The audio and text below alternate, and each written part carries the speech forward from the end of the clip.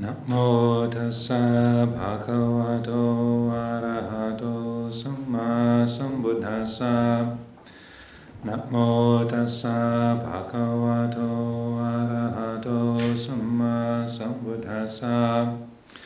Namo tassa bhagavato arahato samma sambuddhassa. Buddhang dhammang sanghang namasami. Avijja pacaya sankara sankara pacaya vinyanam vinyana pacaya namarupam namarupa pacaya salayatanam salayatana pacaya Paso pasam pacaya vedana vedana pacaya tanha tanha pacaya upadanam upadana pacaya bhavo bhava pacaya jati jati pacaya Jara maranang soka parideva dukkha domana subhaya sasambhavandi eva me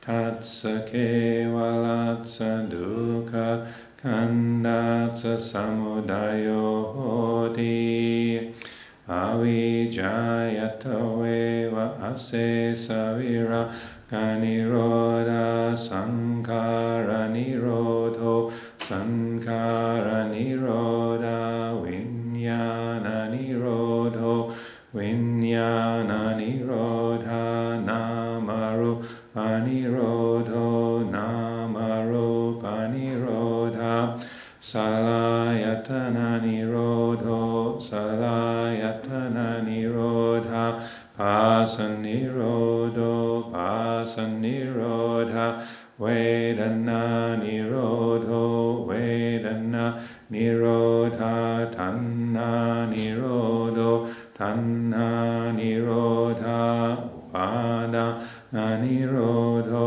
Upadana Nirodha Bhava Nirodho Bhava Nirodha Jati Nirodho Jati Nirodha Jara Maranang Soka Parideva Dukkha Domana Subhayasa Nirujandi Eva Me Tatsa Kevalatsa Dukkha Kandatsa Nirodhoti.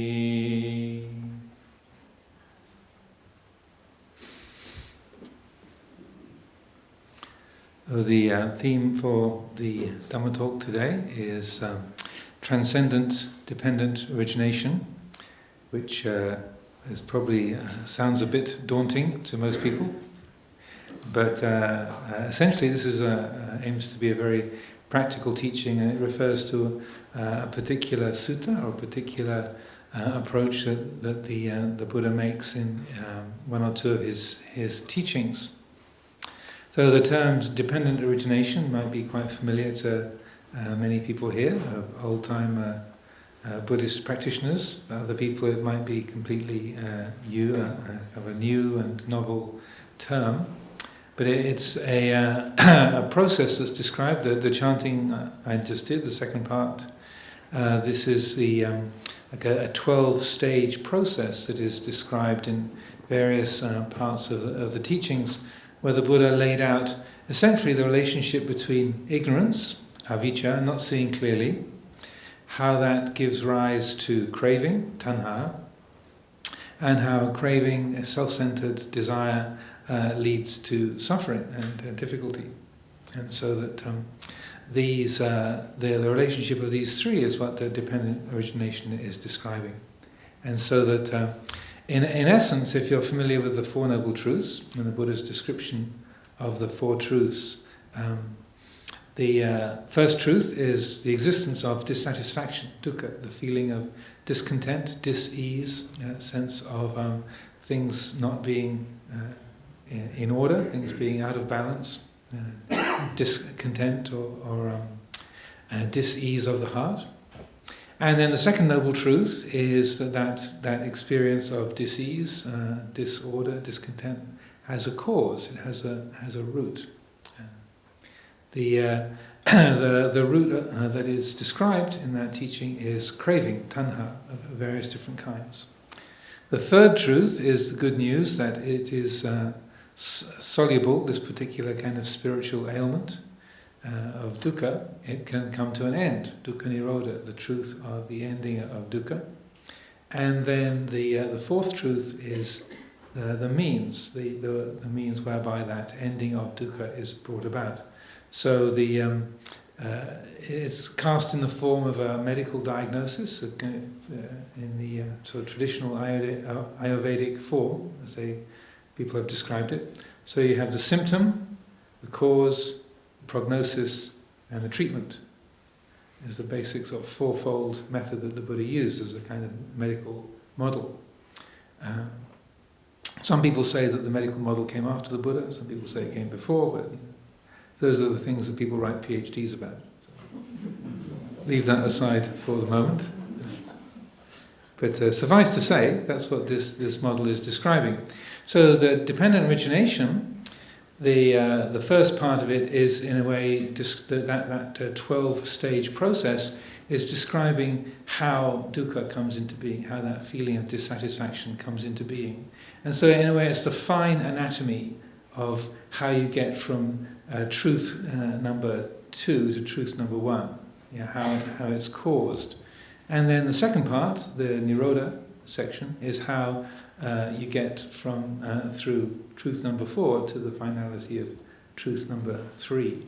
So that, if you like, it's the detailed exposition of the Four Noble Truths. It's like the kind of when you get a user's manual for a car or for a computer or something, then you get like a one-page synopsis at the front. Okay, these are the 6 things you absolutely need to know, and then the other 60 pages spells it out in detail what all those buttons are for and how you can change the settings on your various different dials. So Paticca Samuppada, this 12-stage process, is laying out that fine detail. It's the kind of subtle and intricate breakdown of how this whole experience of dukkha arises. So this process, or this interdependent set of actions and reactions, and this kind of chain of this causal chain of events and processes.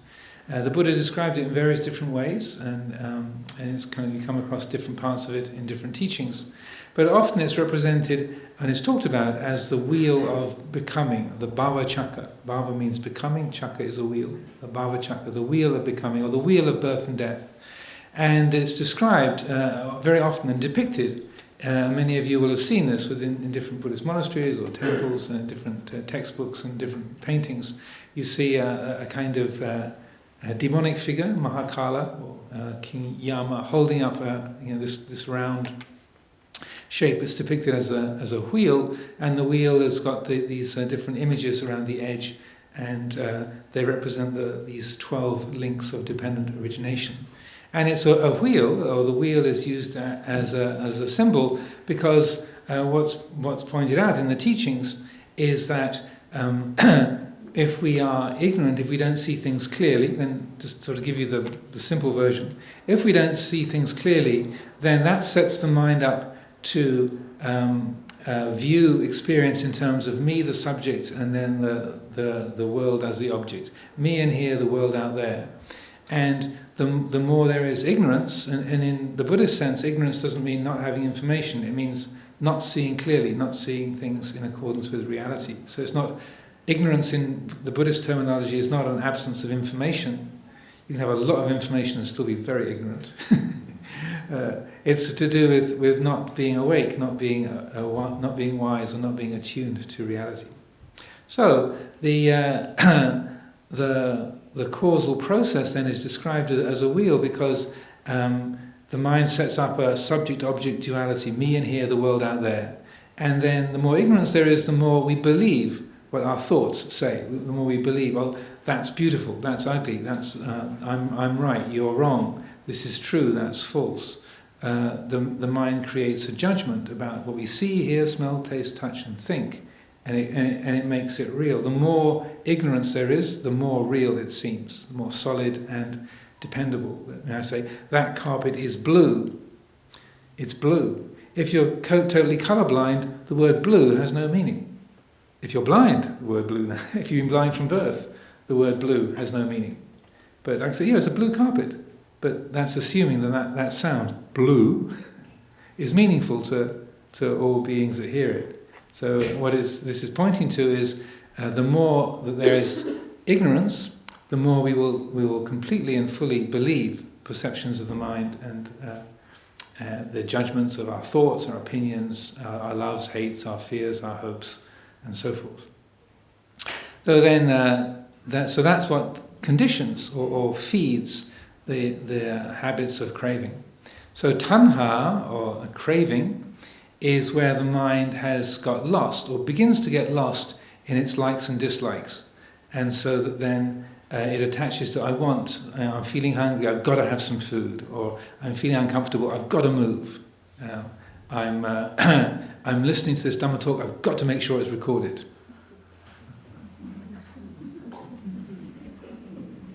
That kind of clenching of the heart that says, I've got to have, I must have, or this is awful, that's bad. So it's where the mind latches onto an object and identifies with it.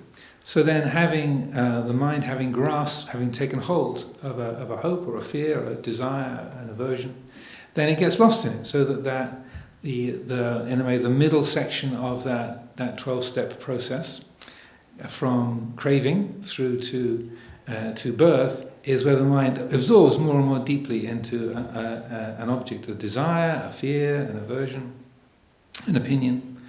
And then birth is where there's a point of no return, where you've desired something and then you decided you're going to follow it, you've gone after it and you've actually paid the money, and okay, now it's yours. Then birth is like, okay, now I bought this thing, now I've got to look after it. Damn. That I just wanted the experience of owning this beautiful car. Now I've got to look after it. Now I've got to worry where I park it. Now I've got to be at ease. I've got to be at ease in myself rather than worrying whether somebody's going to scratch it with a key or someone's going to steal it. Oh, I didn't realize all this stuff was going to come with me owning this beautiful new car. So birth is the moment of commitment and no turning back, and then living, and then the last part of the cycle is then living through the results of having made that commitment, that feeling of ownership, having followed that desire, having followed that aversion, that sort of angry impulse or that fearful impulse, that impulse based on craving. So the reason why it's called a cycle, I often reassure people, I can't read anybody's mind, but this is how we function as human beings, is that when we get into that experience of, oh dear, I bought this thing and it was going to be so good and so important, but now it's really disappointing, or I got into this new relationship and now, I joined this new monastery and it's going to be so great to be a monk, but God, it's really ordinary. So then, I'm like, well, the other talks that Ajahn Amaro gave were really great. This is kind of meh. How can I get up and leave without everybody noticing? And I'm not trying to intimidate anybody. But so that what's in the description of the dependent origination cycle, Sokha Parideva Dukkha Domanasa Upayasa, sorrow, lamentation, pain, grief, and despair. That's what you can call the ego death, or the feeling in the heart of that didn't work. Really, I'm really embarrassed. I'm sorry about this. I feel really awful, and it didn't. I've kind of satiated myself. I got what I wanted, but it's not enough, or it really didn't satisfy me, or I still feel insecure, kind of feeling lonely, feeling incomplete, feeling restless. So that sets us up for another lap of the cycle, because usually it's not a particularly conscious state. My experience is you don't sort of sit down and think, I'm feeling lonely and wretched. I'm feeling incomplete and my mind is restlessly seeking something to make me feel good again. It doesn't spell it out in detail. It's more just like a kind of semi-conscious feeling, and then next thing you know, you're there at the fridge, or you're down at you're looking at the car adverts, or you're in the jewellery shop, or you're house hunting, or job hunting, or monastery hunting, or Ajahn hunting. I've never looked at Tinder or as dating sites, but I would guess that that's a frequent place where one goes to get away from that feeling, to finding another partner. Oh look. Whichever way is the way you swipe to get the next one that you're looking for. So that's what happens, is we find ourselves restlessly trying to get back to that last place that we felt good. And what happens is that when we look at this process, and this is something I've explored a lot, and particularly Luang Por Sumedho's teachings on this have been incredibly helpful over many, many years for many people. What he would often point out is that the stage of this whole process that is most compelling is what we call becoming. So you've decided, I must have another piece of cake. Yeah. Yesterday was my birthday, so there was more than enough cake to last for the rest of the year. But so take cake as a convenient object. So I got to have some more cake. I really need some more cake. After all, it's Ajahn Amaro's birthday, and I want to celebrate that. It would be rude to him if I didn't have more cake. Yes, that's a good reason. So the mind takes hold of an object, it gets absorbed in it. So there's the feeling of hunger, and then there's the craving, I must have, and then grasping, I've got to have, and then becoming is yes, where you've got the cake and you take a mouthful, you're yes. So that yes moment is the Baba experience. That's you're gratifying the chosen desire. And in that moment, the universe has shrunk to that thing, right? Again, I'm not reading anybody's mind, but the universe everything else has disappeared. There's just the cake, or the partner, or the hit, having vented your spleen, having told that person in your office what you really think of them. Yes. So that moment of maximum thrill is what we call becoming. So that's the last time the life was very simple and everything was good. And so again, it's not a particularly conscious process, but that's in that moment, in terms of neurobiology, you'd call that the maximum endorphin flush. There's the dopamine, the maximum amount of dopamine is landing in its appropriate place in the brain, and there's this kind of maximum pleasure feeling of yes. And it's interesting when they've wired up people to measure these things, that actually the moment of most extreme gratification is when you're guaranteed to get what you want and you haven't quite got it yet. So when you're going shopping, they've kind of wired people up with galvanic skin responders and such, like send them shopping, and it's the moment where you've chosen the thing that you want and the person behind the counter is about to give it to you. And when you receive it, it's already a disappointment. So it's like, I often quote Winnie the Pooh in this. He said, when I think Christopher Robin asked him, what's the most wonderful thing in the world? What's the nicest thing in the world? And Pooh says, honey. And then he said, well, actually, no, it's not honey. It's when you know you're going to have some honey, but you haven't quite got it yet. You've got the honey pot in your hand, and you know you're going to have some honey. That's the best moment.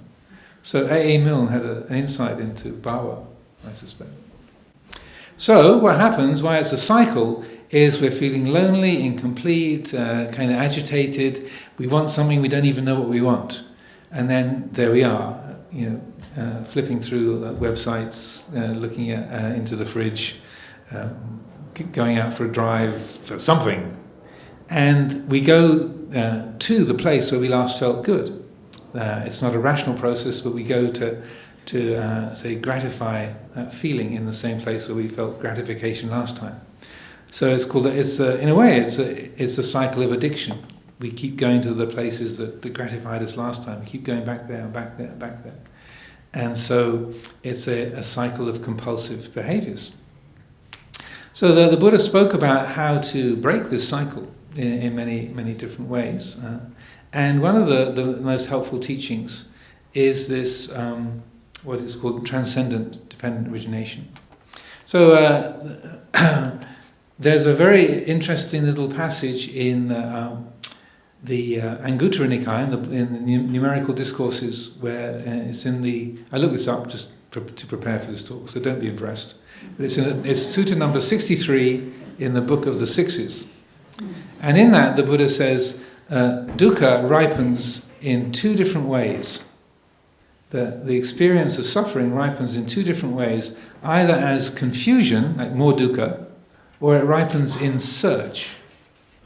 And by search, he characterizes that by saying, there must be one or two, there must be a word, there must be two words for a way to describe the means of getting out of this dukkha. There must be a way out of this.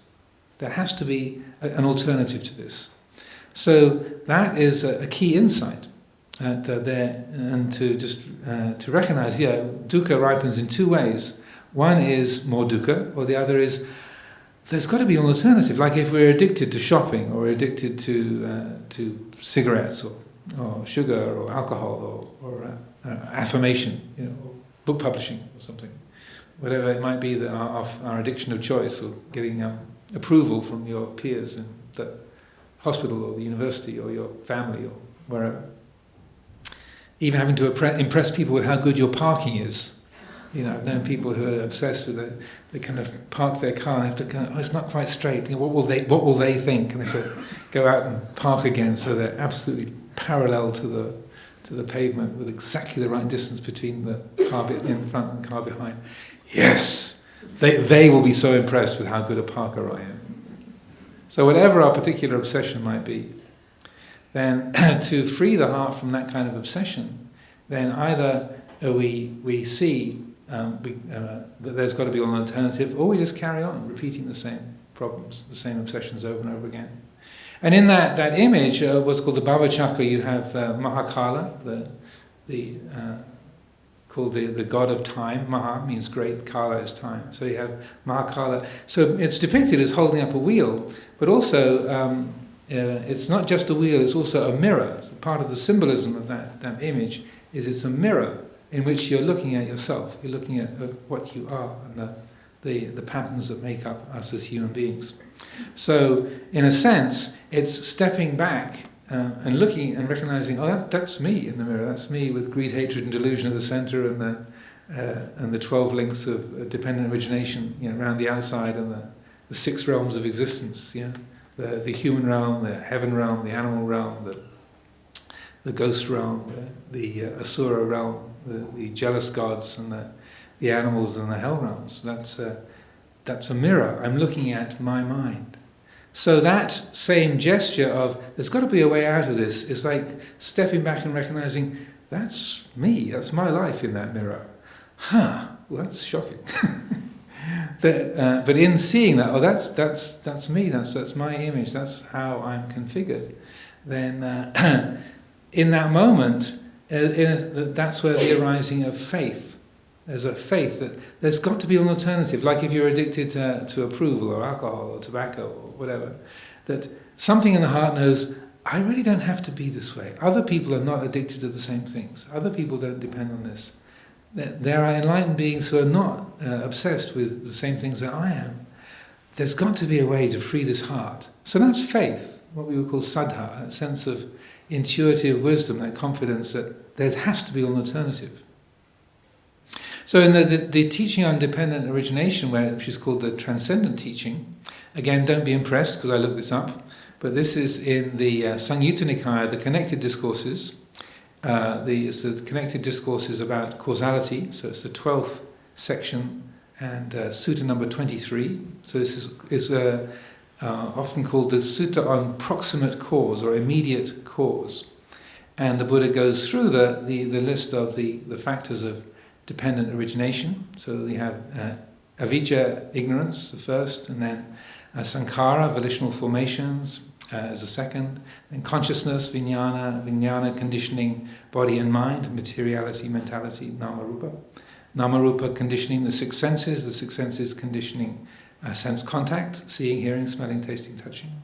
Sense contact conditioning feeling, vedana, liking, the feeling of liking, the feeling of disliking, neutral feeling. And then feeling conditioning craving, tanha, as I was mentioning, tanha conditioning, clinging, upadana, clinging conditioning, becoming, bhava conditioning, birth, and then birth conditioning, aging and death, sorrow, lamentation, pain, grief and despair.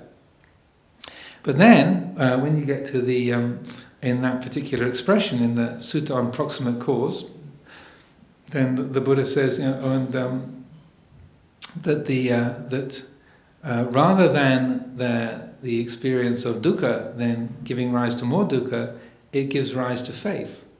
So this is it's a kind of a unique teaching when he actually starts it going through from the mind of liberation, of the liberated mind, and sort of goes through the whole process sort of in reverse order. What he said is when he gets to the factor of faith, he says, and what's the cause of faith? What's the proximate cause of faith? He says, dukkha, suffering, dissatisfaction is the source of faith.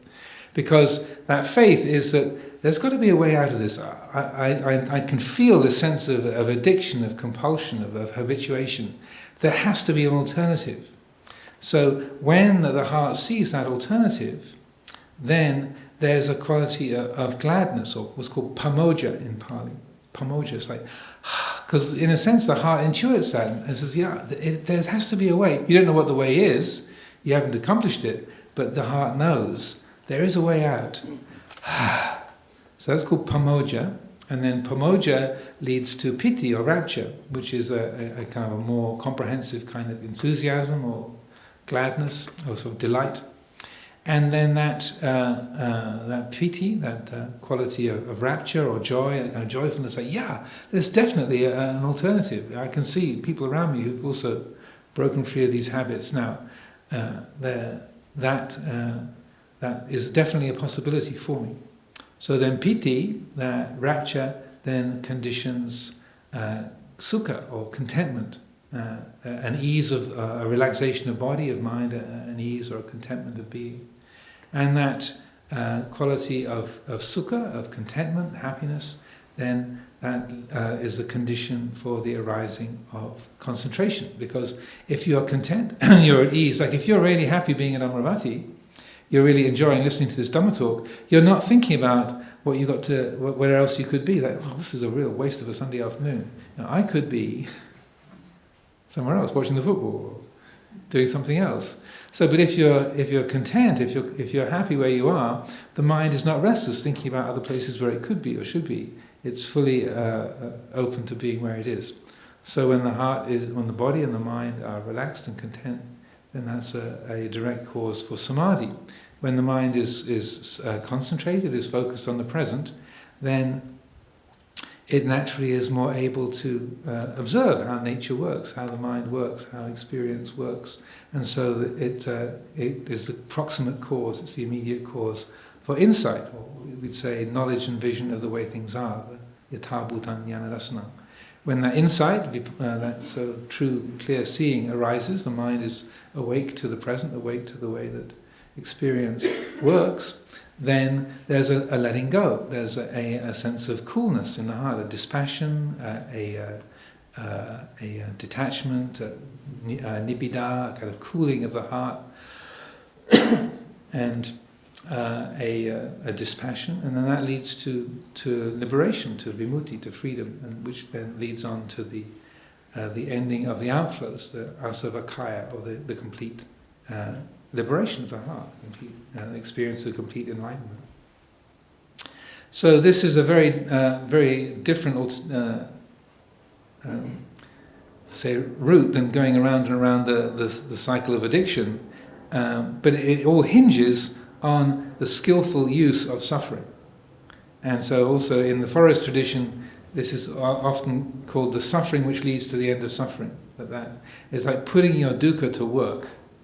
When you're feeling grief, you're feeling disappointment, you're feeling lonely, you're feeling incomplete, then rather than buying into that, I'm not loved enough, or if only I'd done better with my life, if only I hadn't made such bad choices, if only people were kinder to me, if only I had more money, if only I lived somewhere else, if only, rather than just compounding that experience of dukkha by identifying with it and, say, grasping it, there is, in a sense, taking the painfulness of that experience and using it to wake up and to, in a sense, arouse that quality of faith.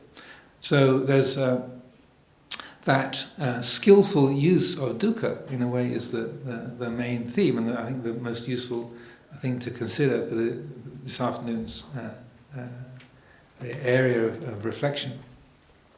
So I realise I've used a lot of technical terms and been through a few lists here, so I hope I'm not losing too many people, but I'm assuming there's a certain degree of knowledge and acquaintance with these teachings already. If you do want to have more of the wording and the information and the pattern of things to hand, this is, I would say, is the very best book on dependent origination that exists in English. It's called Dependent Origination, predictably. The Buddhist Law of Conditionality. And the author is a very highly revered monk in Thailand, Venerable Payutto, Payutto, P-A-Y-U-T-T-O. So we got numerous copies of this in the library, and it's also free online from GeoCities. So I highly recommend this. He explains it extremely helpfully. And the section about transcendent dependent rising is in the last chapter called Breaking the Cycle, and you'll find those on between pages 93 to 97. And he has little nifty diagrams as well.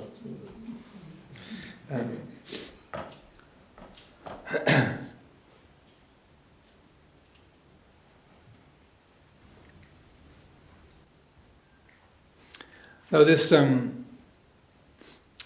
sense of the natural relationship between these factors is a very useful thing to consider, along with this teaching, which is, as I said, Sutta number 23 in the Nidana Vagga, the connected discourses about causality. There's another teaching that's in the Anguttara Nikaya, the numerical discourses in the Book of the Tens. Again, don't be impressed because I did look this up. And this is it's known as the teaching about liberation being a natural process. And this is where the Buddha talks about virtue and sila being the foundation of spiritual life. And also how these different aspects of our being relate to each other in a natural and direct way. So he says, for one who is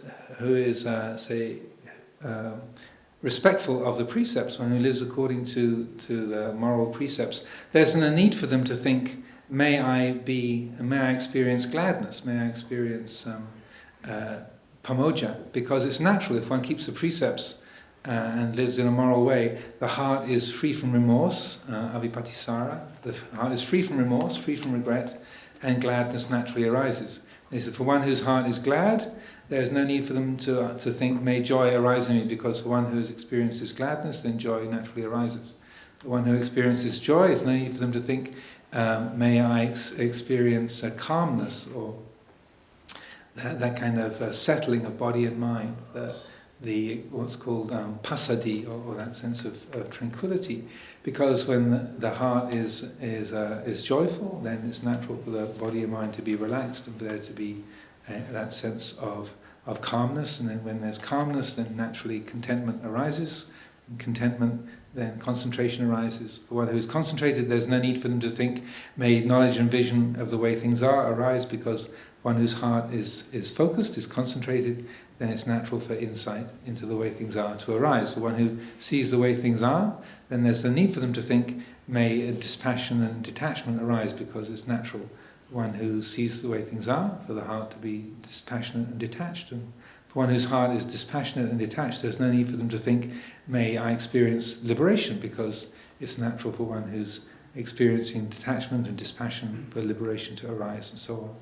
So, and I say this, I quote that, particularly because you might be thinking, how am I going to remember all that? There's so much stuff. But it is a natural, this is a natural process, just as the cycles of addiction are a natural process. The process of liberation is also natural, if we steer it in the right direction. So, as I was saying, that within that first description, the key is the skillful use of dukkha. And many, many times people come, particularly when they've had relatives die, their parents die, or their spouse, or their children, or siblings, and they're experiencing a lot of grief. And so this is a theme that I bring up over and over again, is to, Buddhist practice is not about switching off the grief, it's not about becoming numb or not feeling anything, it's not about becoming insensitive, but rather it's like taking the pain that we feel and making it work for us, making it those kinds of a sense of loss or sadness, a sense of grief, the sense of losing a relative or losing an opportunity. That you feel that, if only I'd made a different choice when I was 20 or 30 or 40. If only, then I would. So the grief doesn't have to be for a dead person, it can be for a dead qualification or a choice that was poorly made. So that we can take the pain and make it work for us. That pain can be something that helps us to wake up. And so then, if we are wise, then we bring attention to that and say, this is the experience of not having got what I wanted. That this is dukkha. Now, I'm feeling this because I have the idea, if only if I'd passed that exam, if only I'd chosen to take that job, if only I'd chosen to go and be with that teacher, then, because my mind is attached to that memory or that idea, then now I experience this sense of loss or absence. Because that person was my child or my parent, I now feel this experience of loss. That's the cause, this is the effect. Aha! Nothing is wrong, nothing is out of order.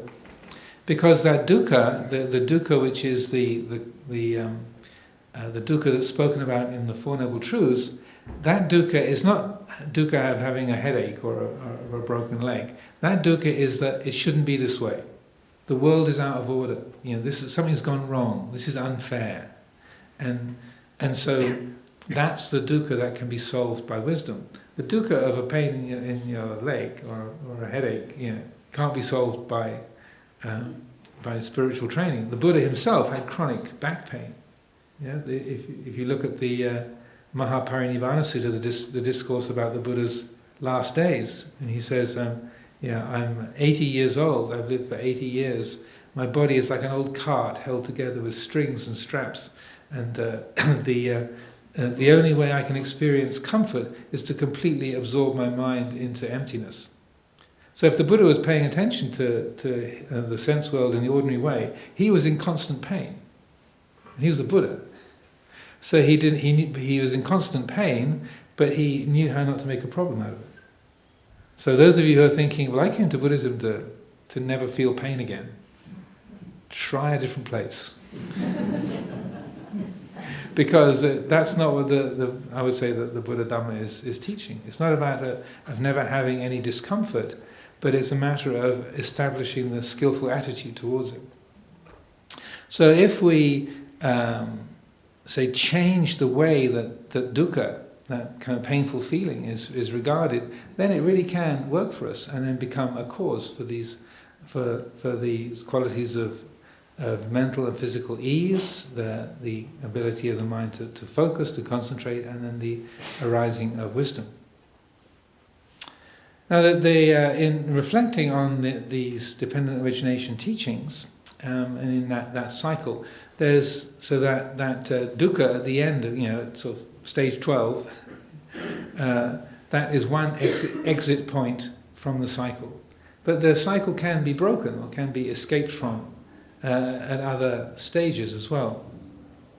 And particularly in the meditation traditions of in the southern Buddhist world, at least, when the different teachers are giving instruction about this, they very, very often talk about the link between feeling and craving, Vedana Paccaya Tanha, feeling, conditioning, craving, as a key point to bring the attention in meditation. So using dukkha as the object, that's kind of like you've already bought the object, you've already bought into it. It's kind of waking up surrounded by broken glass with bare feet in the middle of the road, like, how did I get here?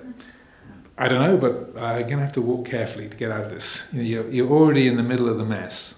So that's that kind of approach. But we can, if we have developed wisdom, mindfulness, then we can break the cycle earlier on. So if we pay attention, we can notice that, as I was saying, that the feeling of dislike or the feeling of liking is just a feeling on its own, and that the ending of suffering that was talked about in the Four Noble Truths is not the ending of feeling. It's not about being totally insensitive. It's not about shutting our nervous system down and becoming numb. Not at all. But rather, it's, in a way, learning to recognize the difference between feeling and craving, between liking and wanting, or between disliking and hating.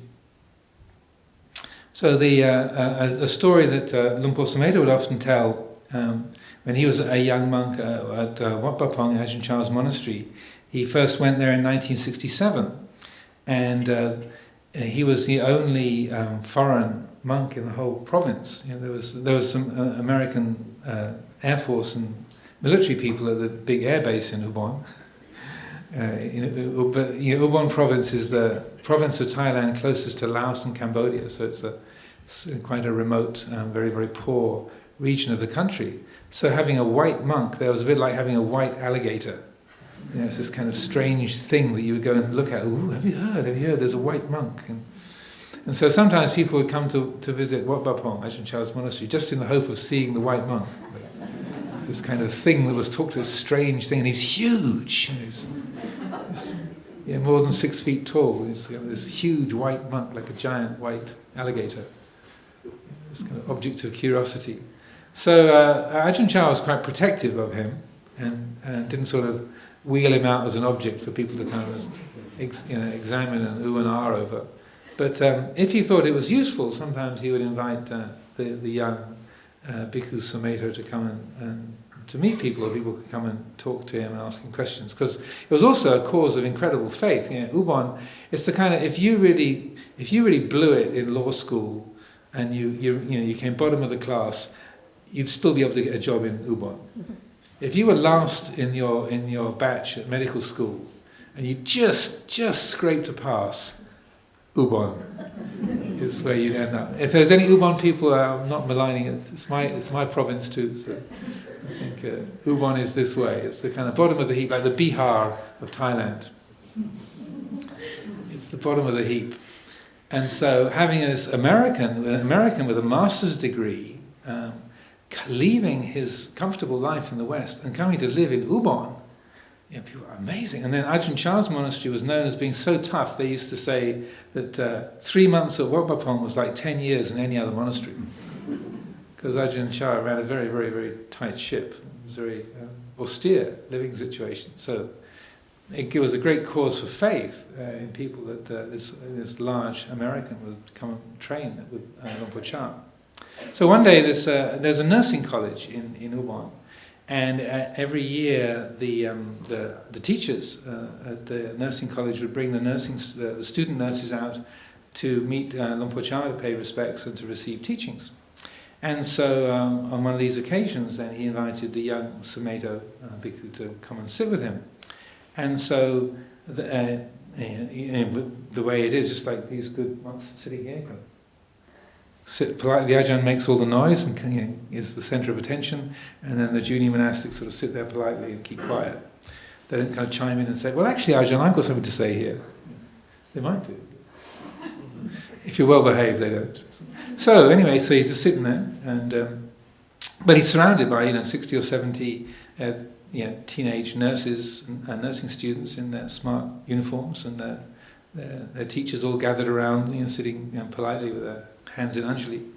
But as I said, Wat Pah Pong was an extremely austere place, and so that in normal circumstances, none of the monks or novices would be within 25 yards of a woman, so an arm's round when you're receiving food. Otherwise, women folk are kept very, very much at a distance, but they were sitting all right up close, listening to Ajahn Chah's teachings under his kuti. And so there they were sitting together for a couple of hours. The young Sumedho Bhikkhu, surrounded by these 60 or 70, 80 teenage nurses. So, and in northeast Thailand, they're very, very straightforward in matters of food, sex, and death. Very, very ordinary subjects of conversation. Again, I'm sure that any Thai people won't kind of contest that. Particularly in the Isan, they're kind of, for someone who's grown up in southern England, extremely straightforward about things that people don't, polite people don't talk about in the Western society usually. So anyway, the Ajahn Chah just sort of said, after the group had paid their respects and gone, he just turned to the young Sumedho book and said, "So Sumedho, what did that do to your mind?" To say, there you are, you've got dozens of teenage girls sitting in front of you for a couple of hours, what's the effect? And then the response that he made was, he said, in the Thai language, he said, "Chop, they're my ao," which means, I like, but I don't want. So Ajahn Chah was extremely impressed with that response. I thought, very good, very good. Because he wasn't trying to pretend that, he said, "Oh, was there? Why do you ask? Oh, was there women there? Oh, I didn't notice." That would have not been true to the fact. And he also saw that he wasn't kind of just holding himself down to the floor, trying to control his wild passions. But he saw, there's attraction. Like if you're hungry, food is interesting.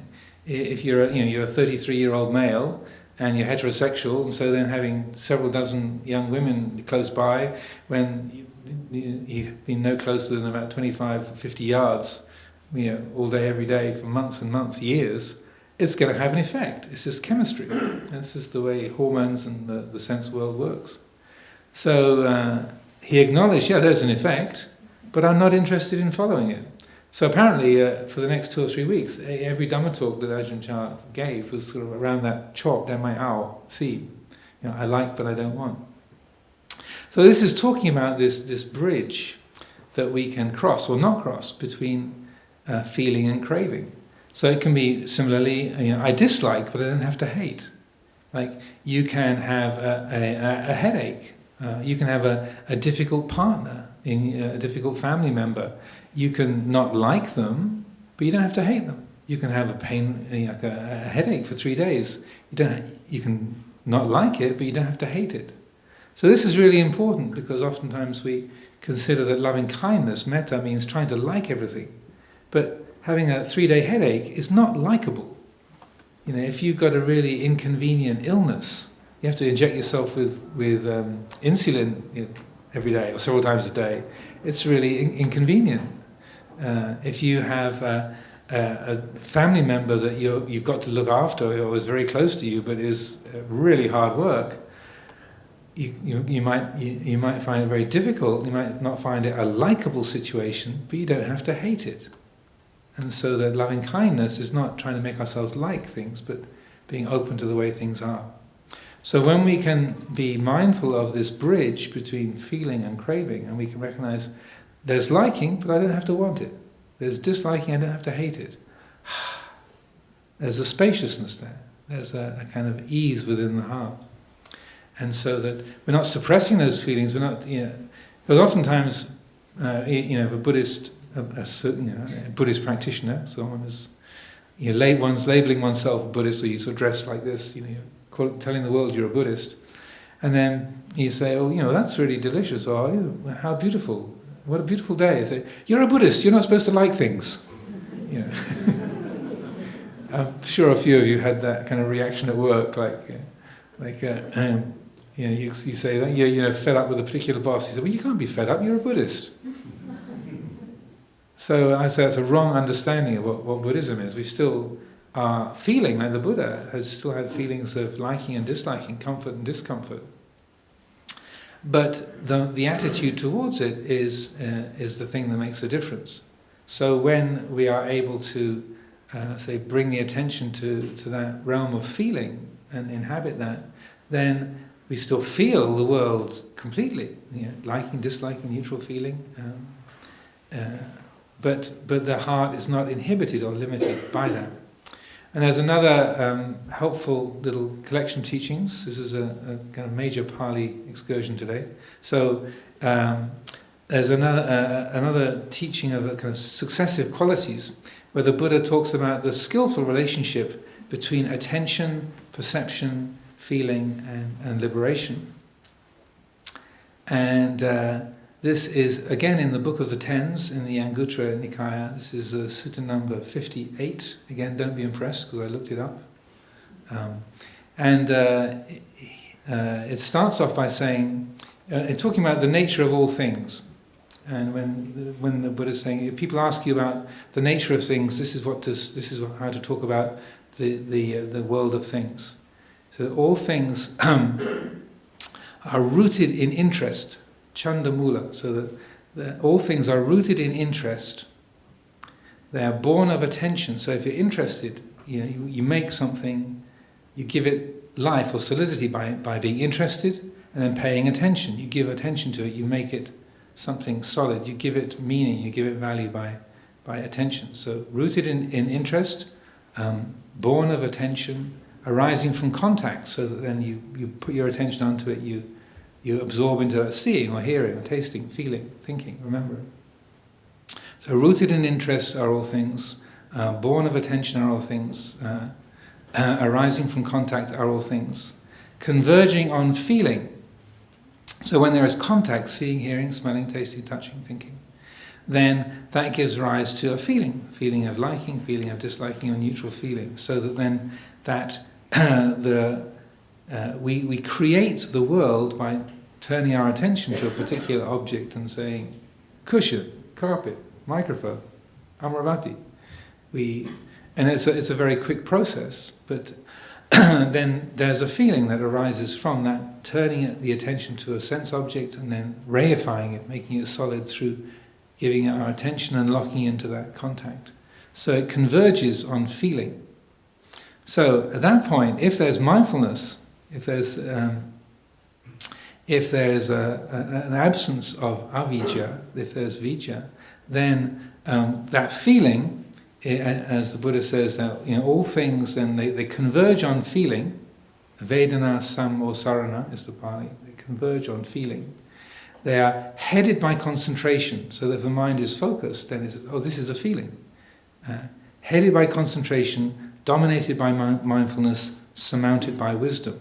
So there's concentration, samadhi, mindfulness, sati, wisdom, panya, so that the mind is, oh, this is a perception. My mind is saying cushion, my mind is saying carpet, or my mind is saying your microphone. This microphone works really well. It's very clear sound. Good. So, okay, here's the mind making a judgment about the microphone. It's now 3:55. I've got 5 minutes to cover the last things of this talk that I want to say. And this is a mental event, seeing, hearing, smelling, tasting, touching. Headed by concentration, dominated by mindfulness, surmounted by wisdom. So when things are, the experience of a thing is held in that way, then it says, the Buddha then says, all things yield deliverance as their essence. They merge in the deathless, all things merge in the deathless, and all things terminate in Nibbana. So then that, headed by concentration, dominated by mindfulness, surmounted by wisdom, yielding deliverance as their essence, merging with the deathless, terminating in Nibbana.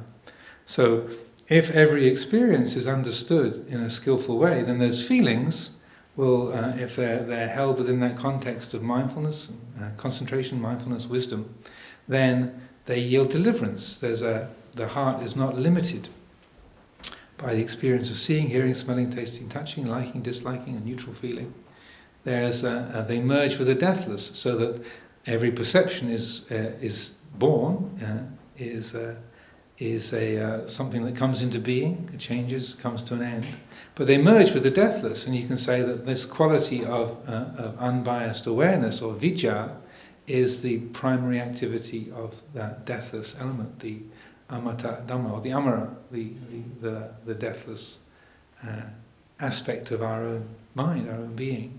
And terminating in nibbana means the result of that merging with the deathless is the experience of peacefulness. So every moment is an expression of that peacefulness. So rather than nibbana being a kind of a grand event at the end of our life, it's actually the the felt sense of each moment when every experience of liking, disliking, perceiving, seeing, hearing, smelling, tasting, touching is held in its true, seen in its true light, is held in a true context. So this is, in a way, establishing the more the heart is established in vijja, in awareness, rather than avijja, then the more this is the natural way that every thought, every feeling, every sense contact is held and it is processed, so that and this in a way is that the third exit point from the cycle is for the cycle not to begin at all. Because the dependent origination, it begins with avijja paccaya sankhara. Avijja, the ignorance conditions formation, so that when the mind doesn't see clearly, then subject and object are brought into being. The implication being, when the mind does see clearly, then subject and object are not brought into being. That there is vijja. So, and so in a way, the most fundamental means of breaking the cycle is not to give rise to the cycle. And the more that the mind can be established in that quality of awakened awareness, of knowing, then that whole division, the subject-object duality doesn't arise. The sense world is not imbued with a false solidity. The subject is not imbued with a false sense of independence or identity. And the whole field of experience is seen in its true light. So this is, say, when the heart is awake, when vijja is established. So you can call this is a different kind of witchcraft.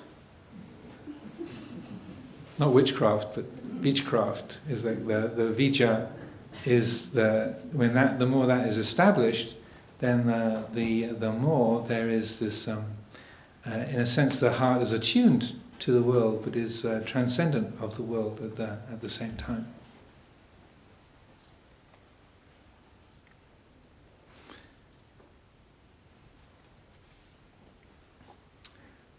So I hope some of these words have been useful to you. We'll have it's just coming up to 3 now, so I'll offer these thoughts for reflection, and we can have a pause now for a cup of tea and refreshment, and then gather together again at 20 past. But if there's any questions, and it's time for Dhamma discussion. Anyone? Sorry to break up the party.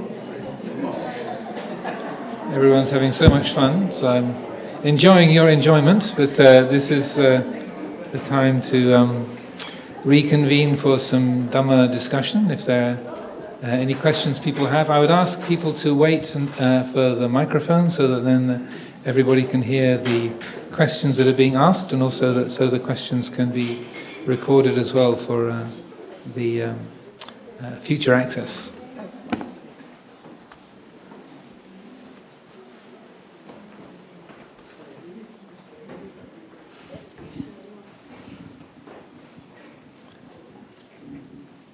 So please, the floor is open. If anyone would like to ask anything, just don't be shy. This is your opportunity. There's a hand there. Yes.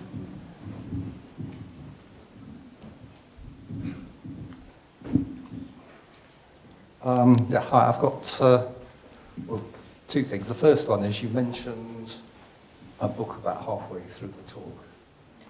So much information going on, my mind didn't grasp the title. If you could just repeat the title, that would be really... Yeah. The title is Dependent Origination, and the subtitle is The Buddhist Law of Conditionality. And the author is P.A. Payutto, spelt P-A-Y-U-T-T-O. And if you Google his name, you'll find a whole collection of all his writings in English are available for free download. Thank you. Right. The actual question I have, in your talk you mentioned that there are sort of 2 cycles. There's the confusion cycle, where things keep on repeating themselves over and over again, or there's the search cycle, where you can break out. And you mentioned, like, at the beginning of that search cycle, is that you notice that other people have broken out from this, therefore it's possible to break out, and this leads on to, for going further on around that positive cycle. Mm-hmm. Where I always trip up on this is that I can see that other people can break out of it, and I know it's possible, but I seem to have a deep-rooted belief that I can't. They can, but I can't. And that sort of means that even though I'm here to go a bit further on, I keep on getting pulled back to the beginning because no, I can't break free. And there isn't a way for me to do it. And it keeps sort of yo-yoing backwards and forwards, never getting very far. So I was wondering, I feel like there's a bit of a gap in the cycle for me, that I can get to that one stage and I can't get past that stage. I need another something to help me move through. Well, it's a good question. One of the key aspects of meditation is, I would say, is learning not to believe our thoughts. Just because our mind says something, it doesn't mean it's true. And so with the mind that says, well, that's true for other people, but not me. I really am broken. I really am useless. I'm weak. I can't do that. And the meditation and that quality of sort of mindful awareness, that can be brought to that very thought. And to say, well, that's a thought. Just like I can say, well, that's a perception of the colour blue. Or that's a sound of a bird I hear outside the window. It's a thought. Why do I give it meaning? Or who says that that's true? Why should that be taken as being totally credible? So even if you don't sort of oppose the content, at least you can, without any kind of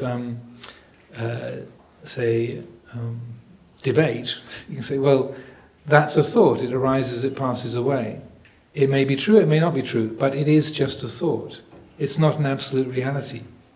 So learning to see our thoughts as thoughts, because within Buddhist psychology, thought is just a sense object, like the eye perceives light, the ear perceives sound, the mind perceives thought. It's just another sense object. Our culture tends to worship thought as an ultimate reality, which I think we kind of inherited from the Greeks, that thought is somehow taken to be absolutely substantial and real. But if you sort of shift the perspective on it, and I've had to work with this a lot over the years, and sometimes those kind of self-judgments can be really screaming at you like, no, it's your responsibility to admit you're a failure. You are useless. Admit it. And you can say, well, maybe true, maybe not true, but this is actually just a thought. Like, shut up! This isn't just a thought, this is the truth. Well, that statement that this is, shut up, this is not a thought, this is the truth, that begins and ends. That arises and passes away. Whether it's true or not is a secondary issue, but this, in this moment, is a thought. It begins, it arises, it does its thing, it comes to an end. So you're looking and observing the actuality of what's present. And that is really very frustrating to the habits of self-view. Like, no, it's your responsibility to hate yourself. You've got to admit, you're really an awful person or you're a useless person. But I would say those are deeply entrenched judgments. You can't just will them away. But what you can do with the meditation is to, in a sense, recognize, well, that's one voice in the mind. Thank you for sharing. And so, for myself, I use a model of a committee meeting. That you put wisdom as the chair of the committee, and then if you've ever tried to conduct a committee meeting, probably a few of us have done here, it's important to, if you're going to be an effective chair, you've got to listen to all the voices around the table, even if some of them are completely wacky. Good grief, where's he coming from? But thank you for sharing, and you are able to respect that even the most wacky people have got the right to hold those opinions. You don't have to put them in charge.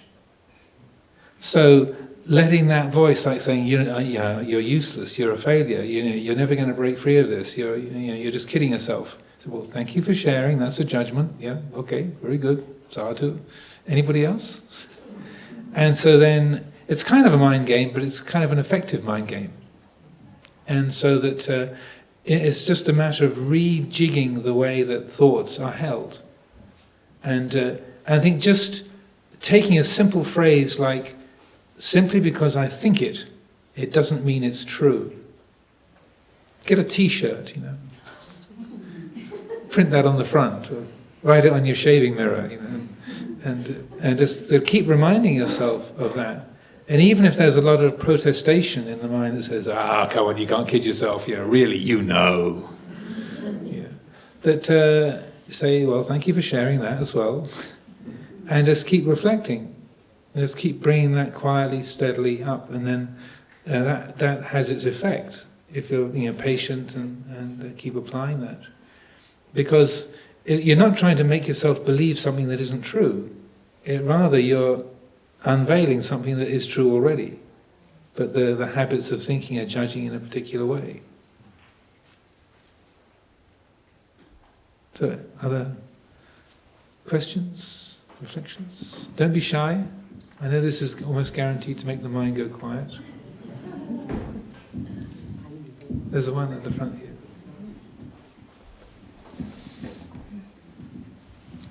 Thank you very much. It was quite profound. I think it take a few months before I understand everything. So you mentioned about you get a buzz just before you're going to get what you want.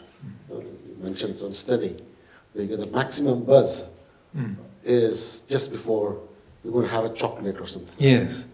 So what's the solution for it? If I deprive myself, the next time it's going to come back with a vengeance. Not necessarily. No? You see, because that's the trick. You see, because desire is a liar. In English, they conveniently rhyme with each other. Because when you desire something, like you say, I want chocolate. I've got to have a chocolate. In that moment, the universe has shrunk to me, who's this person who's lacking chocolate. And that's chocolate that is going to make me happy. And the more the mind absorbs into that, then the rest of the universe just disappears. And that all you want is that thing. It's like, at the mealtime, if you're queuing up for the, I don't know if you're here at lunchtime. So you're queuing up and you see, there's one slice of pizza left. And there's 5 people in front of me.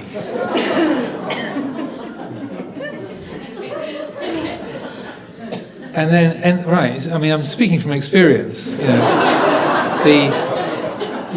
I was a monk in Thailand in 1978, I was a novice in Thailand, and for the rains retreat, I undertook the vow just to live on the food that was given by people in the village, and not to accept any food that was brought to the monastery. And it's amazing how good your eyesight can be. Because I was one of the novices. I'm at the back of the line of monks walking through the village. And you're supposed to have your eyes on the ground, but even with a momentary glance up, you can see that the next group of women at the house on the corner of the village street, the third woman along has got a plate, and she's got 5 pieces of sweet corn. That's like 50 yards. And damn, I'm monk number 6. Or maybe I'm miscounting, and at that moment the universe has shrunk to that person's plate. Everything else is gone. My mother and father are gone. Any illnesses I had, it's all gone. It's just like how many pieces of sweet corn on that plate. Everything else has vanished. And so that's what happens. And the more the mind absorbs into that and gets lost in it, then your entire happiness, your whole value as a human being becomes focused on, I got to get that piece of pizza or chocolate. Everything else disappears. And so then if you can see, this is crazy. I was already full before I started queuing up for seconds. I don't really need that. I'm just telling myself that. Let go of it. So the more that you can recognize, well, that's just the mind saying, I got to have pizza or chocolate or whatever. That's just the mind creating a want. It doesn't mean it's true. It's just a feeling that's arising. Actually, my very first day in the monastery, and probably one of the reasons why I'm a monk nearly 40 years later, is because when I first showed up, I'd never read a Buddhist book, I'd never practiced meditation before, I'd never even heard of Ajahn Amaro until the day before I went to the monastery. And so one of the novices there was explaining meditation to me and talking about the Four Noble Truths. And he said the same thing, that desire is a liar, that we suffer because we keep chasing after things that we want and then being gratified and being disappointed and wanting something else. Yeah, and he said, you're suffering. I said, I'm not suffering, I'm fine. Which of course I wasn't. But anyhow, I listened to what he said, and then during the meditation that evening, I arrived sort of mid-afternoon, they had a meditation that evening. So they don't have any food in the evening in the monasteries, standard procedure. So about 10-15 minutes into the meditation, I start to feel hungry. And so I thought, I really like something really like some pineapple. And so I thought, this is a desire, that's what this novice was talking about. So he said, just watch it and it'll go away. And I said, well, I'm hungry, I'd like some pineapple, I haven't got any pineapple, I'm still hungry. This Buddhism is stupid. That was my first thought. It's like, well, so what? I'm feeling hungry, I want the pineapple, I haven't got any, big deal. How's that supposed to be helpful? But then, about 10 minutes later, I realized, I'd forgotten that I was hungry. I'd forgotten about the pineapple. And then the sort of the life-changing thought hit me. I didn't get the pineapple, and nothing is missing. Yes, exactly. So that was like the kind of curtains parting, and the yellow brick road opening up in front of me. It's like, that's the way. It's a lie. When the mind says, I gotta have, it's not true. 99 times out of 100, it's not true. And so it was not a very rational thing. It was much more of an intuitive feeling. It's like, right, just stay with that and you'll be fine. And so that's what I've been staying with for the last 40 years. So it's like I was saying at the end of the talk, the principal thing is recognizing the difference between liking and wanting, or disliking and hating. That you can be with something that's really uncomfortable and not hate it or resent it. You don't have to create suffering in yourself because of something unpleasant, or sad or disappointing. It's like just like a bitter taste, that's all. It's like, yesterday was beautifully sunny, today it's kind of cool and grey. We can feel sad, yesterday was so nice. Or we can make nothing out of it. Say, that's right, weather changes, this is England. And that our happiness hinges around that. And when we see a habit, like if you're addicted to chocolate, and that's always the way you've got your endorphin flush, is through that. Then we've made a strong habit, and the mind really wants to go there. And the more deep a trench that we've dug in the mind, then the more the mind will tend to go that way. Like the Buddha said, that which the mind frequently thinks and ponders about, that is the direction in which the mind will tend to go. Duh. It's kind of... But, if we seek satisfaction through that channel, then that's where the mind will tend to go. So the deeper, stronger a habit is, the harder it is to break it. But we can still recognize, me getting what I want is not a permanent happiness. And then by steadily, patiently, bringing that to our attention, and then slowly we can break free of the habits.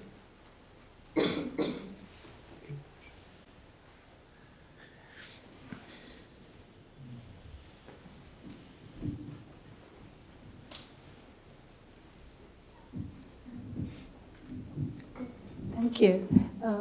Isn't it that we see everything as being permanent, so we get attached to things if we see things as being impermanent? we won't get attached to things and let go of it much easier? That's absolutely correct.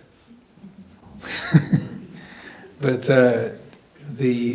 if we really do see things as impermanent, the more comprehensive that seeing is, then the easier we make life for ourselves. If it's just like a 3-year-old can understand what goes up must come down. As a concept, it's one thing, but if we fully take to heart the implications of that, then and we see that it reaches into every corner of our experience. Oh, everything is uncertain. Everything is impermanent. Oh. Then the more that comprehensive that is, and the more that changes the whole way that we experience the world and what we are. Like the Buddha characterized the insight that forms stream entry. Like the irreversible guarantee of enlightenment is whatever is subject to arising is subject to cessation. Yankinchi samudaya dhammang sabantang nirodha dhammanti. Whatever begins ends. A 3-year-old can figure that out, right? Intellectually, that's not challenging. It's really easy to accept that as a concept, but for that to really soak into the way that you relate to your possessions, your body, your health, your reputation, your friends, your relations, your capacities to think, to see, to smell, to taste, to touch, then if that really soaks through every dimension of your world, then you're fine. But what happens is that, whatever begins ends, that's fine. I hear a bird, the sound of the bird begins, it ends, fine, cool. But then when you get to the door and you realize, I don't know what my shoes look like. Did I come in this door? Oh. My memory's gone. Oh, and who did I come with? Oh. If we're wise, there'll be the reflection, memory is impermanent. And that your memory just collapsed, your memory just gave way. If you're wise, then that won't be distressing. It's like, oh, there goes another one. If we're not wise, then it's like, oh, I used to be able to think straight, and I can't remember where my shoes are. I don't even know what my shoes look like. What's happening to me? I've got Alzheimer's. What will I do? And how? Immediate, intense dukkha. And I'm not making fun of this as a mental condition. It's extremely painful and serious. But if we're wise, then as those things change, our faculties, our relationships, our monastery, then as they change, then the heart's ready for it. There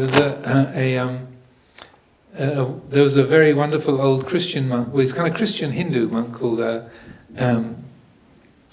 Father Bede Griffiths, and he had this Shantivanam ashram in India, and he used to come and he was invited to give talks in the States from time to time, and he had his very, very posh sort of boarding school English accent, and he was being interviewed by some people in Berkeley, California, and they were asking him, they say, well, Father Bede, you're a very erudite scholar. You've been studying the Christian scriptures and the Upanishads and the Vedas. Your whole life you've written many, many books. And what would you say at the end of your life? Here you are. You're in your late 80s.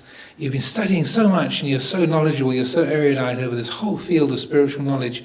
What will be the most important teaching that you've learned over the years? He said, "Oh, I can't remember any of it, old boy.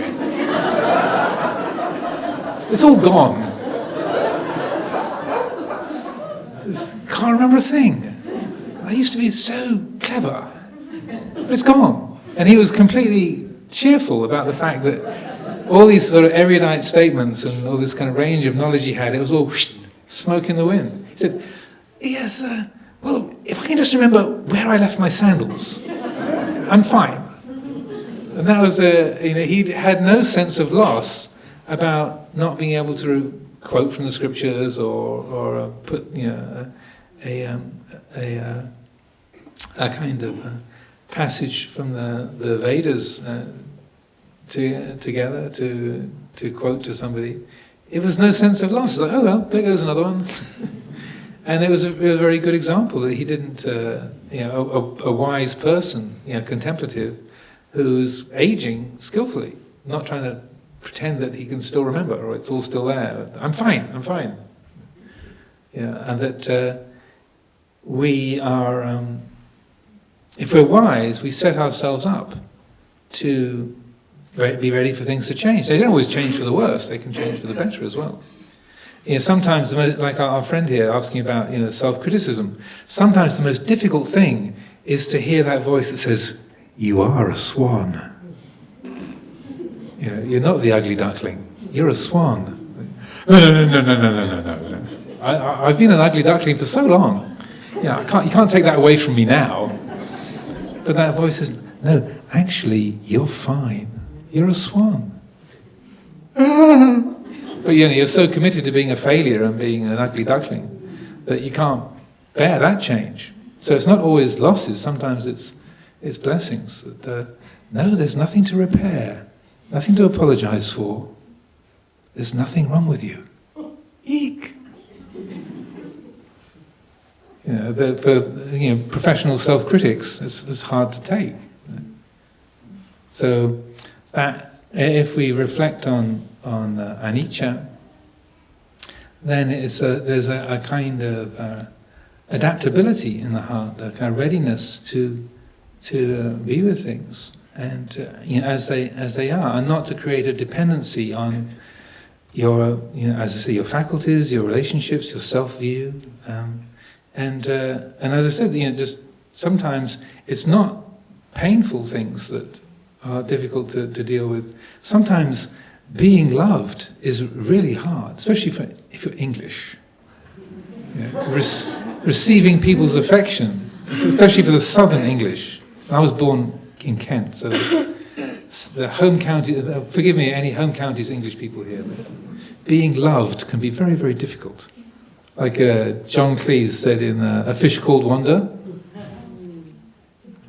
being English is very difficult. So that kind of readiness to change, to lose your faculties, to lose your relationships, for the people close to you to die. I mean, as I said earlier, there's within the course of a week here, I'm probably talking to half a dozen or a dozen people every week who've had close family members or friends who died, and they're dealing with the grief of loss. And it's intense. This feeling of sorrow. It's like just a couple of days ago, someone said, "I've never experienced pain like this my whole life. What do I do with it?" And as I was saying, the most skillful thing is you're not trying to shut that down or to not feel it, but to make that pain work for you.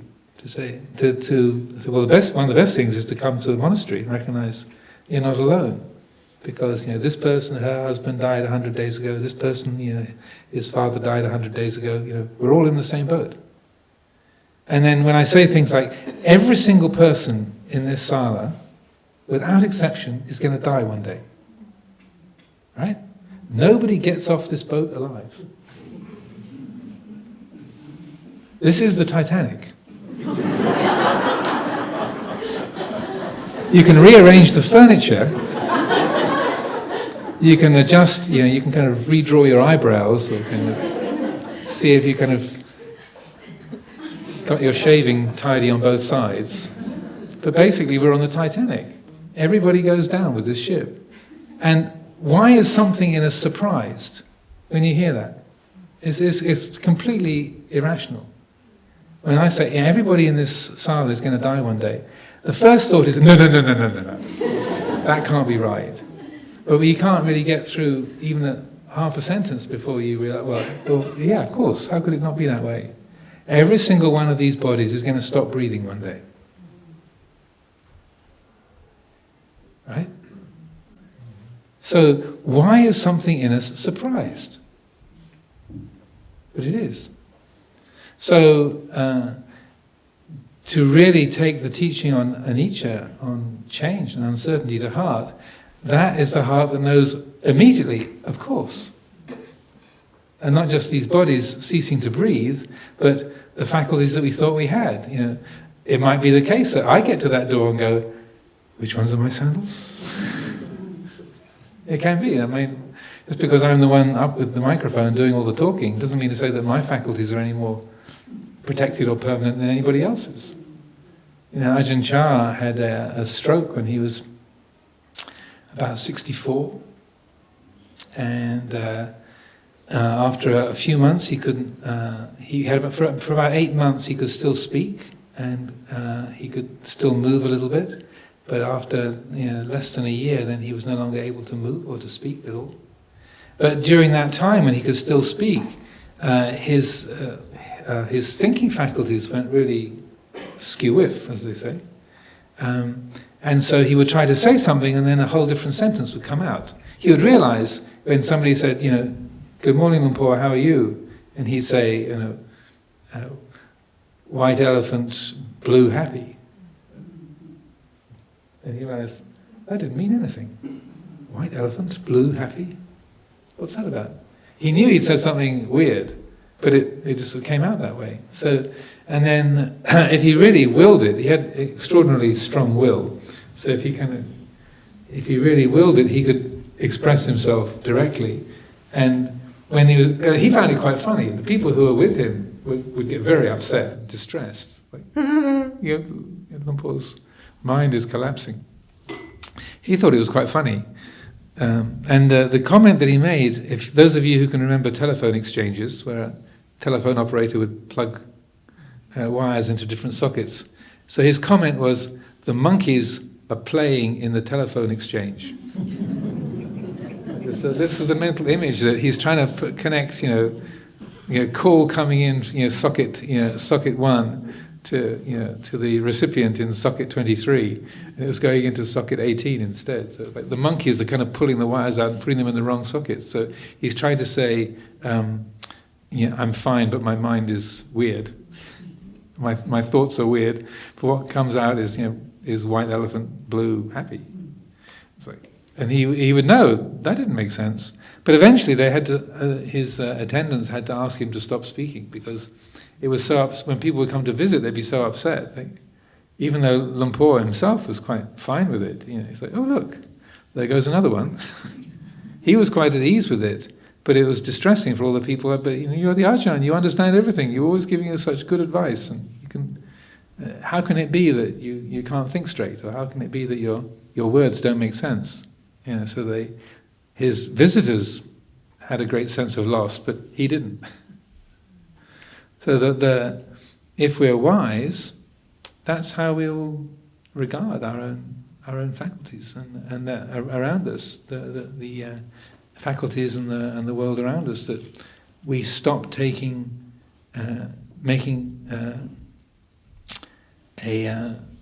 or trying to find dependability in that which is not dependable. We stop trying to find security in that which is insecure. And along the way, we begin to recognize what we're investing in.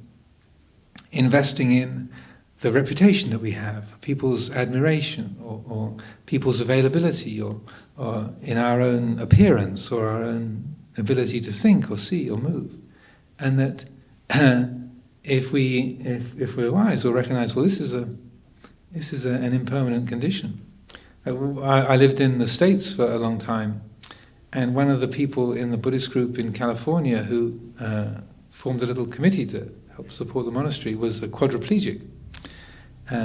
So that was a very wonderful education for me, living with him and working with him, because he said to the people in wheelchairs, the rest of us are called TABs, temporarily able-bodied. So those of us who are not in wheelchairs at the moment, we're TABs, temporarily able-bodied. And so just having that as a term is really helpful. We're able-bodied, but be prepared. And so that kind of, seeing the habit of the mind, looking for certainty in that which is uncertain, looking for dependability in that which is not dependable. We kind of recognize that and we go, oh, okay, be careful. Don't rely on that. And so then it's still, the sweet is still sweet, the bitter is still bitter. But we know, okay, well it's just that much. It doesn't really mean anything. There's no solid quality there. And in that recognition, rather than that being a sense of loss, there's a sense of freedom. That's what, like in that all things converge upon feelings, and then headed by concentration, dominated by mindfulness, surmounted by wisdom, they yield deliverance as their essence. So when that experience of tasting or seeing or hearing or thinking, smelling and touching, as that forms, that if the mind holds it with the right attitude, then it yields deliverance rather than dependency. It frees the heart rather than limits it. So maybe one more. Yes, there's a hand down here. So it's right down here in the corner, Siddhanta. Gentleman with the pale blue shirt tucked in the corner. Yes, I just wondered in terms of the places to try and break the links of the chain of dependent origination. I think you mentioned between feeling Vedana and Tanha, and also ignorance. And I just wondered what the best tools were, whether mindfulness is for breaking the link between Vedana and Tanha, and for ignorance, is it the general cultivation of wisdom? And then also I wondered, is there another link, the link between Tanha and Upadana, with the link to grasping? Well, is that also a link that can be broken? Well, good questions. I'll do the second one first. I'll respond to the sort of received understanding, and also I would say my experience is that the link between feeling and craving is the weakest link. It's like the train is standing at the platform. This doesn't really work with trains now because the doors automatically close before they start moving. But if we can rewind for a few years to when trains could move with the doors still open. So I have to come up with a different model nowadays. So the Vedana and Tanha, it's rather like the train is in the station, you can get on the train, you can get off the train. Yeah, it's not moving. If Tanha is conditioning Upadana, it's like the train's already moving. So getting off the train is, you can hop off the train and run down the platform a little bit and just sort of steady yourself, but it's already underway. As I said, I have to come up with a different analogy. It's a bit overdue, but that it can be, but it's more challenging. So the easiest, the weakest link is there. In a way, you're mindful. There's the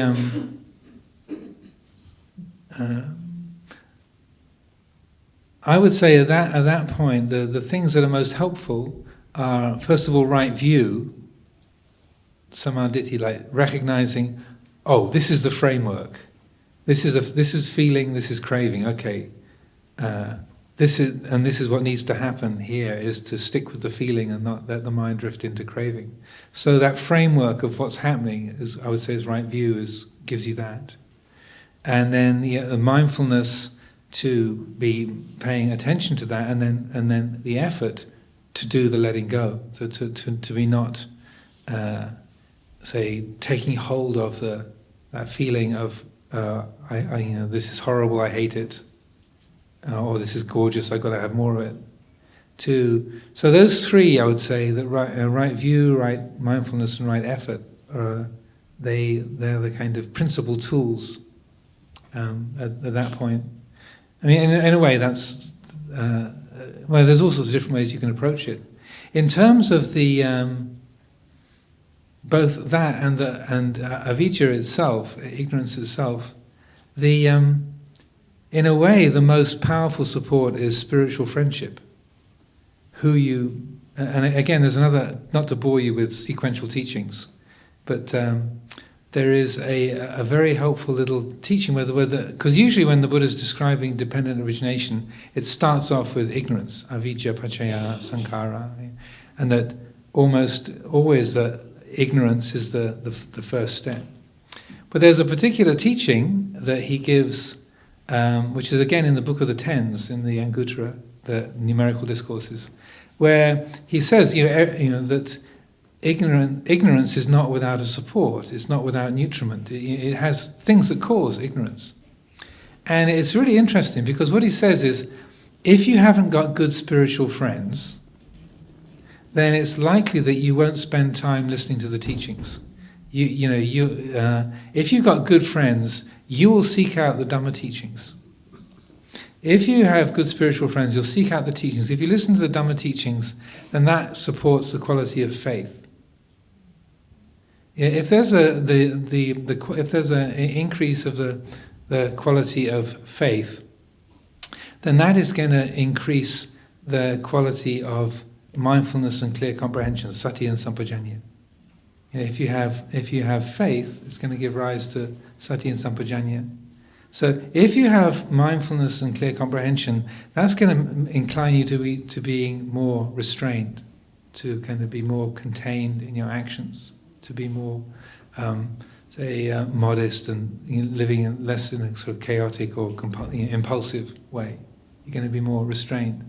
And if you are more restrained, then you're going to be giving rise to less unwholesome speech and action and thought.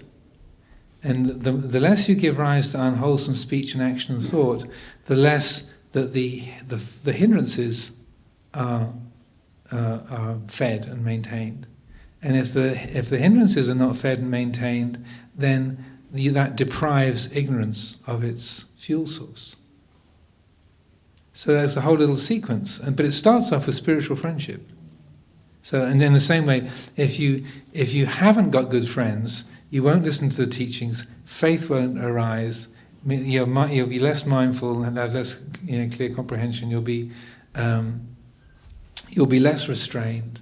You'll tend to give rise to more chaotic thought, action, and speech. That'll increase the hindrances and increase ignorance.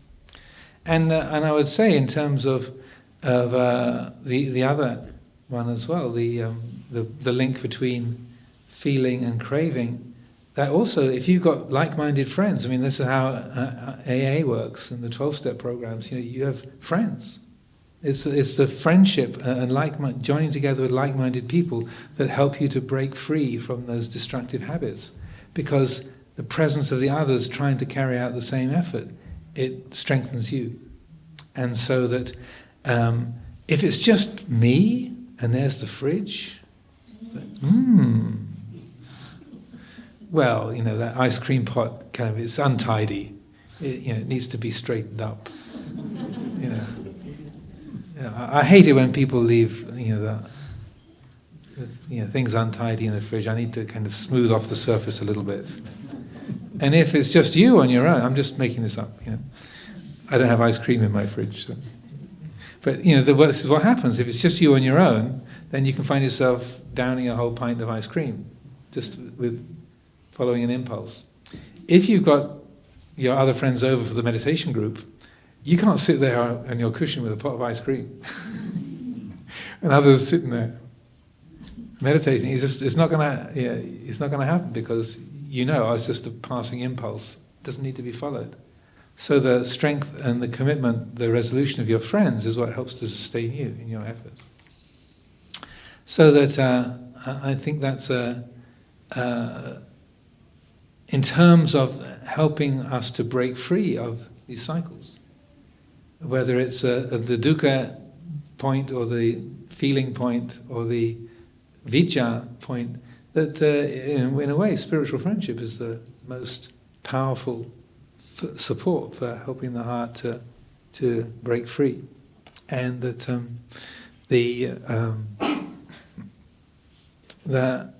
that's something that we can see for ourselves. And to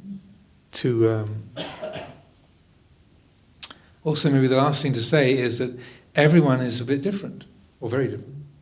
So that it's important that each one of us recognizes how we get lost in our various delusions or preferences or fears or aversions, desires, and that to get to know how your particular pattern works is really important. So each one of us, you can't really generalize. You know, each one of us has got like a unique pattern that's been conditioned by our own language, our life experiences, our age, our nationality, our gender, and you know, the whole huge array of different influences.